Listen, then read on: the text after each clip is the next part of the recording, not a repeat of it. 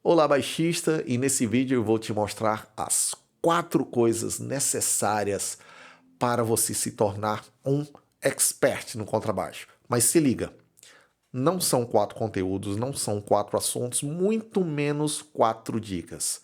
São 4 coisas, 4 princípios que, se aplicados em qualquer área que seja possível ser aplicada, vão tornar uma pessoa expert nessa área, e eu estou trazendo isso especificamente para o contrabaixo.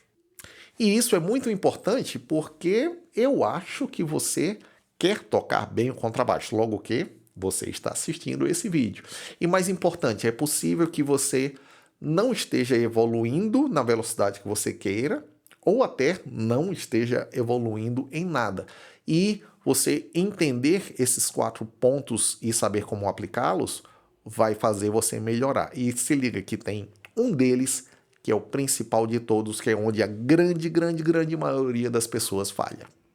Esse vídeo é baseado em um outro vídeo em inglês, chamado The 4 Things It Takes to Be an Expert, do canal Veritasium, e eu estou adaptando os conteúdos desse vídeo original especificamente ao contrabaixo. Mas caso você queira ver o vídeo original, só clicar aqui em cima.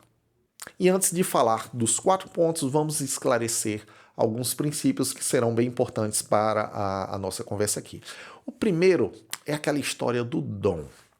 Eu, particularmente, eu não acredito na ideia de um dom, na ideia de que na hora que a pessoa foi nascer, vem uma varinha mágica e diz: você terá o dom para a música. E para outras pessoas, tipo, não, você não terá o dom para a música. E eu digo isso não apenas porque eu acho, mas porque eu já estudei bastante sobre o assunto e li muita coisa na parte de psicologia que fala exatamente sobre isso. Que o dom em si não existe, que qualquer pessoa com esforço e dedicação vai conseguir realizar o que quiser. A questão é que, para algumas pessoas, o caminho vai ser um pouco mais fácil. Para outras pessoas, vai ter que se esforçar um pouco mais. É basicamente, né, de maneira simplificada aqui para você, é uma coisa que você quer tocar no contrabaixo que você precisa estudar durante uma semana para conseguir tocar. Uma outra pessoa vai conseguir estudando 3 dias. Uma outra pessoa vai precisar de 2 semanas para chegar ao mesmo ponto. Então, é basicamente isso. Então, eu realmente não acredito nessa do dom. Eu acredito no esforço e dedicação. E isso é que realmente faz a diferença. A segunda coisa aqui é uma separação que eu quero fazer entre teoria e prática. O foco desse vídeo é na prática, porque tocar contrabaixo ela é uma realização prática. Você executa, você move e você faz a coisa acontecer. E eu quero separar da teoria porque a prática, em comparação com a teoria, ela é a que demanda mais trabalho. A teoria é relativamente mais simples. Por exemplo, se você faz um bom curso de harmonia, você, depois de um tempo estudando, obviamente, você vai conseguir pegar uma música complexa, fazer toda a análise harmônica dela bem direitinho, indicar cada uma das escalas que você pode tocar em cada uma delas para improvisar, quais alternativas você tem, tudo, e não conseguir tocar. O tocar requer muito mais trabalho. E por ser uma área prática, né, tocar o instrumento é uma área prática, esse vídeo ele é especificamente direcionado a essas questões práticas. Uma coisa que provavelmente você já ouviu falar é aquele ditado que diz: para você ser expert num assunto, você precisa trabalhar por 10.000 horas. Essa frase tem um fundo de verdade, mas não, também não. Tem muito mais por trás disso aí. Isso aí ficou como um jargão, né? Muita gente usa isso. Eu fico até zoando. Então quer dizer que se eu não estudar, se eu só estudar durante 9.990 horas, eu não vou ser um expert. Sim, você vai precisar dar uma dedicação, mas não é 10.000 horas e não é apenas isso daí. Isso é um tanto variável. E os 4 pontos que eu vou colocar, isso vai ser uma boa notícia e uma má notícia. Elas são os 4 pontos que precisam ser cumpridos para uma pessoa se tornar um expert. E a má notícia é: nem todas as áreas esses 4 pontos são aplicáveis. E é simples. Se um dos 4 pontos não é aplicável naquela área específica, não é possível se tornar um expert. Você pode até saber bastante, mas se tornar um expert não é possível. A boa notícia aqui, na música, no contrabaixo, esses 4 pontos são aplicáveis e a gente pode se tornar um expert. Então vamos lá? Ponto número 1. Tentativas repetidas com verificação de sucesso. Sim, isso se relaciona com o que eu falei agora há pouco tempo das 10 mil horas, apesar de não ser 10 mil horas, mas tem uma relação. Se você quiser ser um expert no contrabaixo, você sim precisa de muitas tentativas repetidas. Você precisa sim gastar tempo estudando, praticando o que você precisa para você realmente dominar. Você tem que ficar fazendo, né, os exercícios, os movimentos certos, colocar o dedo no lugar certo, não sei o que lá, precisa fazer o arpejo certo, tocar no ritmo certo. Para você conseguir, você não tem como fugir disso aí. Você pode otimizar o tempo com estratégias de estudo, mas você sim precisa gastar bastante tempo para se tornar um expert no contrabaixo. Porém, são tentativas repetidas com verificação de sucesso. Ou seja, à medida que você está estudando, está praticando, né? Você está fazendo essas tentativas, digamos, você está tentando tocar uma escala, tentando improvisar, tentando tocar um arpejo, tentando tocar uma música, você precisa de uma verificação de sucesso. Você verificar se você está acertando ou não. E isso é relativamente simples. Quando você é bem iniciante, é o seu professor que vai dizer, opa, essa nota está errada, esse dedo está errado. Mas com um pouco de experiência, você mesmo já consegue verificar isso. Se você errou uma nota, se você errou um ritmo, se você não conseguiu fazer aquela frase, se você não conseguiu aplicar aquela escala naquela improvisação. Então, você precisa disso para se tornar um expert. Porque essas inúmeras tentativas, né, ou seja, o tempo que você vai estar estudando, é que vai solidificar o seu aprendizado para você acertadamente tocar aquilo que você quer tocar. Ou seja, não ser daquele jeito quando você está, digamos, aprendendo uma escala nova, que você às vezes acerta, você às vezes erra. Você sempre vai acertar. Infelizmente, dando um exemplo, nem todas as áreas se aplica isso. Por exemplo, previsão do tempo. Digamos que você fique observando o céu todos os dias. Então você está praticando observação, observando nuvens, se tem nuvens, se não tem, tá? Para você dar uma previsão se vai chover ou não, como é que vai ser o clima. Como tem um grau de aleatoriedade muito grande, você não consegue ter essa verificação de sucesso. Ou seja, você olhando para o céu hoje, você não consegue dizer se próxima semana vai chover ou não.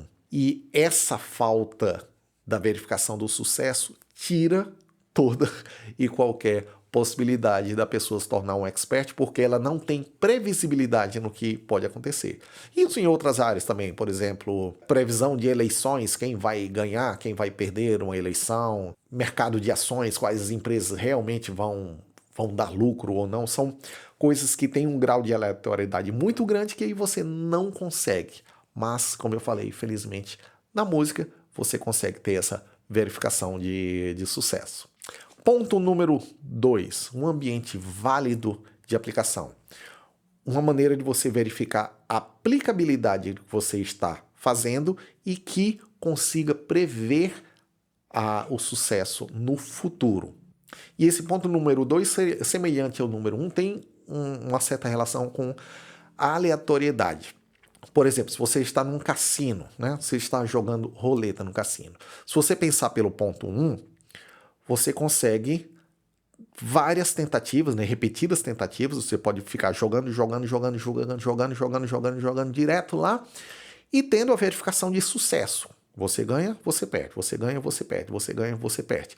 Porém, como a roleta ela é aleatória, você não tem como prever o futuro. Então, por mais que você passe anos jogando, a aleatoriedade da roleta nunca vai te dar uma previsibilidade. Porém, na música você sim tem previsibilidade, porque você tem um conjunto de regras que regem a música. Você tem escalas que você pode usar, harmonias que você pode usar. As músicas utilizam dessas mesmas regras, harmonias, escalas, acordes e ritmos.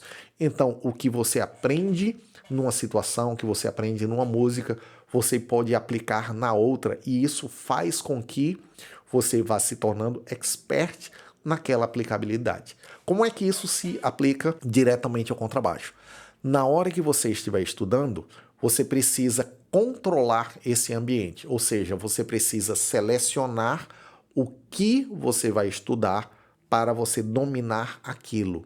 Se você ficar estudando arpejo hoje, escala menor melódica amanhã, slap depois da manhã, ritmo no outro dia, leitura no outro, improvisação com escala alterada no outro, você nunca vai conseguir se tornar um expert porque você está fazendo uma aleatoriedade no seu estudo. Então, o que é que você precisa aqui nesse ponto 2, né? O que é esse ambiente válido para o seu estudo? É uma sistematização do que você está aprendendo para você realmente dominar aquilo, ou pelo menos avançar bem antes de você ir para uma outra área do estudo do contrabaixo. Sacou? Vamos para o ponto número 3. Receber feedback recorrente. Esse é um dos pontos nevrálgicos aqui, não é o principal é o quarto, mas esse é um dos pontos nevrálgicos aqui porque para você verificar a sua evolução, você precisa de um feedback recorrente. Um feedback atrasado pode atrasar a sua evolução.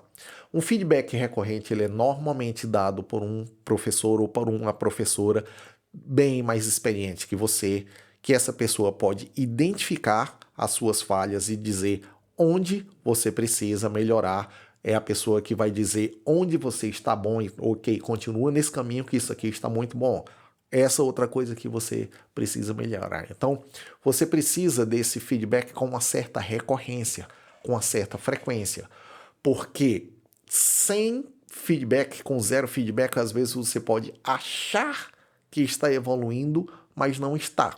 Eu dou aqui 2 exemplos. Eu comecei a tocar jazz, digamos, na rua. Eu não tive nenhum professor de jazz para ensinar como fazer. Eu fui muito mais na rua, tive algumas aulas sobre o assunto, mas não foi de maneira tão sistemática. Então, foram anos tocando meio que da maneira que eu achava que era correta. Até um belo dia que o Renato Vasconcelos chegou assim, cara, Pinheiro, teu Alckmin tá legal, cara, mas tá faltando alguma coisa. Bicho, tem alguma coisa que simplesmente não está soando. E aí a gente tocando, aí teve uma hora que ele falou assim, cara, faz assim, ó, coloca o beat um pouco mais pra frente, como se você fosse correr. E eu disse, não, mas a gente vai correr. Não vai correr porque eu seguro aqui, porque eu toco um pouquinho pra trás, e isso faz parte das características do jazz, né? E simplesmente esse feedback que o Renato me deu, assim, de um dia pro outro, meu walking, assim, do tipo, melhorou, sei lá, 800%. Porque eu comecei a colocar o drive correto, que eu não sabia que existia e que ninguém tinha me falado. Então você precisa, nesse ponto, de ter um feedback recorrente para que você continue, né, no topo da sua evolução. E como eu falei, isso é normalmente dado por um músico bem experiente, seja um professor ou seja alguém que tenha conhecimento do assunto. Por exemplo, mais um exemplo, né? O contrabaixo acústico é um instrumento relativamente novo para mim. E eu não tenho professor, eu estudo sozinho. Então eu já sei desses riscos e eu fico procurando feedbacks do pessoal. Eu lembro de um dia que eu estava simplesmente tocando com meus brothers e perguntei lá para o batera, que ele toca bastante com baixistas acústicos experientes. Eu já mandei esse na cara. Mano, me fala... quando você toca comigo e quando você toca com fulano e fulana, que são baixistas experientes, qual é a primeira coisa que você nota de diferença? Aí o cara ficou meio receoso em falar, né? Porque a gente tem sempre receio de apontar coisas nos nossos amigos, mas eu deixei assim bem claro. Cara, você me apontar isso, você vai me ajudar. Você dizer que tá bom, não me ajuda. Ele, não, cara, tá legal, tudo. Mas eu tô vendo que você tá estudando tudo. Mas, cara, o que eu vejo é sonoridade. Isso foi o feedback que eu já precisava. Ou seja, a primeira coisa que ele percebeu foi sonoridade. Então, a partir desse dia, comecei a trabalhar na sonoridade. E eu, recorrente, eu saio procurando os meus amigos para dar esse tipo de feedback. De vez em quando, eu marco aulas com professores de baixo acústico para eles me darem esse tipo de feedback. Então, você precisa de um feedback recorrente. Agora é o seguinte, se tudo isso que eu estou te falando está fazendo sentido, que você está vendo várias áreas que você está precisando melhorar no seu play, no seu estudo, eu tenho uma boa notícia. Eu tenho um curso chamado Como Montar uma Agenda de Estudos de Contrabaixo. Um curso onde você vai aprender os princípios por trás de uma boa agenda de estudos, quais são as áreas, né, as 3 grandes áreas que você precisa trabalhar e como você pode montar agendas de estudos específicas para cada etapa da sua evolução no instrumento. Ou seja, para cada período, para cada momento, você aprende como montar agendas de estudo e à medida que você vai evoluindo, você vai modificando e crescendo de verdade no instrumento. E eu já falo o seguinte, se você é um músico iniciante, esse curso não é para você, porque você ainda não tem maturidade musical suficiente para entender pequenas nuances, para observar pequenas nuances do seu desenvolvimento musical. Mas, se você é intermediário ou avançado, ou principalmente se você não está tendo um acompanhamento de alguém que te indique o que você precisa estudar, a esse curso vai ser muito bom para você, que você vai aprender todas as bases e você vai poder montar a sua própria agenda, fazer as verificações se ela está funcionando, fazer as adaptações e as mudanças de acordo com o tempo. Beleza? Só clicar aqui abaixo na descrição do vídeo que tem lá um link onde você vai ter maiores informações sobre o curso. E agora vamos para o ponto número 4, o principal deles, onde o que eu vejo a galera mais erra, mais falha. A prática no desconforto. Sim, nós seres humanos temos uma tendência natural para o conforto, né? Para se sentir numa certa zona de conforto. A partir do momento que você aprende uma coisa, aquela coisa é um tanto difícil, mas quando você aprendeu, você relaxa e começa a usar aquilo que você aprendeu. Não é raro, você provavelmente já passou da situação em que você estudou uma música, aí viu, não, beleza, tô tocando essa música direitinho. Aí quando você foi ensaiar, você errou. Isso significa que você relaxou, você foi para a sua zona de conforto sem mesmo ter dominado aquela música 100%. Por isso que você cometeu o erro. Então a gente sabe que nós temos tendência natural ao conforto, a você utilizar as coisas que você já sabe. E é aí onde está o problema.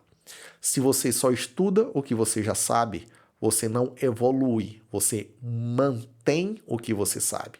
Então, para você se tornar um expert no contrabaixo, além das 3 primeiras coisas que eu coloquei, essa 4ª coisa é o mais importante, que é você estudar o que você não domina. Você estudar no limite da sua técnica, no limite do que você sabe, no limite do que você consegue fazer. No próprio vídeo do Veritasium, que eu uso como referência, o apresentador falou que ele toca violão há 25 anos, mas ele não é um expert no violão, porque ele basicamente só toca as mesmas músicas nos mesmos acordes. E é isso, então você precisa realmente trabalhar no limite, trabalhar no que você não consegue fazer. E isso requer um esforço muito grande, porque tem um desconforto aí. Você está tocando coisas que você não consegue fazer. Isso dá uma detonada na sua autoestima. Você imagina, você estudou e não fez nada. Ou você acha que não fez. Na verdade, você evoluiu internamente. Você está trabalhando para evoluir, mas você não tem um resultado prático. É muito mais gostoso você pegar, colocar um groove de bateria e você ficar fazendo o groove em cima lá. Porque ali você consegue fazer. Então, para sua autoestima, você, não, beleza, tô tocando bem. Mas isso não faz você evoluir.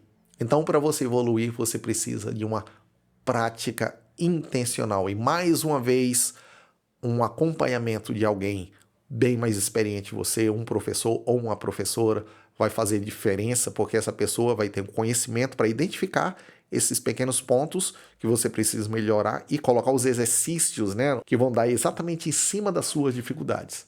Então é isso. Quando eu estou estudando, sim, eu também faço estudos de coisas que eu já sei, porque é uma manutenção técnica. Por exemplo, eu estudo escala e no andamento rápido para eu fazer manutenção técnica como um corredor, um nadador, nada todo dia para manter o físico. Mas eu sempre tenho também estudos das coisas que eu não consigo fazer. Não, eu não consigo tocar essa música, eu não consigo improvisar nessa harmonia, eu não consigo tocar essa melodia. É ali onde eu vou conseguir fazer a evolução. Sabendo de tudo isso, você entende que realmente não é aquela história do dom em que alguém recebeu uma varinha de condão na cabeça de você vai ser bom e você não vai. Não. O que faz você virar um expert no contrabaixo é a sua dedicação, seu estudo, a sua dedicação e você tendo consciência desses 4 pontos. Então, sim, você precisa de repetições, você precisa fazer aquilo várias vezes e já verificando se você está fazendo certo. Você precisa de um ambiente válido, ou seja, de uma organização para que o que você aprenda você possa aplicar no futuro numa situação semelhante. Você precisa de um retorno, né, de um feedback frequente para você saber se você está realmente no caminho certo naquilo que você está se desenvolvendo, e você precisa praticar no seu limite, você praticar na sua zona de desconforto, que é aí onde você vai realmente evoluir e se tornar um expert no contrabaixo. Beleza? Valeu, até a próxima.